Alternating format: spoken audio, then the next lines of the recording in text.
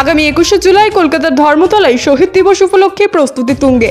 সেই উপলক্ষে বৃহস্পতিবার এক বিশাল প্রস্তুতি মিছিল করে বোলপুর মহকুমার তৃণমূল কংগ্রেস নেতৃত্ব।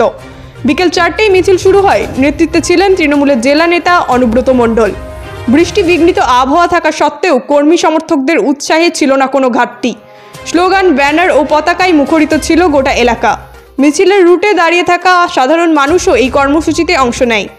মিছিলের মূল উদ্দেশ্য ছিল শহীদ দিবস সফল করার বার্তা ছড়িয়ে দেওয়া এবং সাধারণ মানুষকে আরও বেশি করে যুক্ত করা। মিছিলে অংশ নেওয়া কর্মীদের দাবি, 21শে জুলাই শুধু একটি দিন নয়, এটি তৃণমূলের আত্মত্যাগ ও জনসংযোগের প্রতীক। এদিন অনুব্রত মণ্ডল জানান, প্রতি বছরের মতো এবারও শহীদ দিবসকে ঘিরে জনসমাগম অভাবনীয় হবে।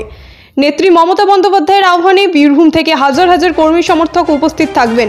তারই প্রস্তুতি হিসেবে আজকের মিছিল শান্তিপূর্ণভাবে শেষ হয় এবং প্রশাসনের পক্ষ থেকেও ছিল কড়া নজরদারি। বীরভূমের বোলপুর থেকে বিশাল দাসের রিপোর্ট, তারাপীঠ টিভি। এর ব্যবস্থা মমতা ব্যানার্জি করছে। অভিষেক ব্যানার্জি মমতা ব্যানার্জি করছে। 21শে জুলাই তরফ থেকে আপনি কি কর্মীদের বার্তা দেবেন? একটাই বার্তা, 21শে জুলাই দলে দলে করতে হচ্ছে। বীরভূম থেকে কত লোক যাবে? 2 লাখ আড়াই তুই যাবি।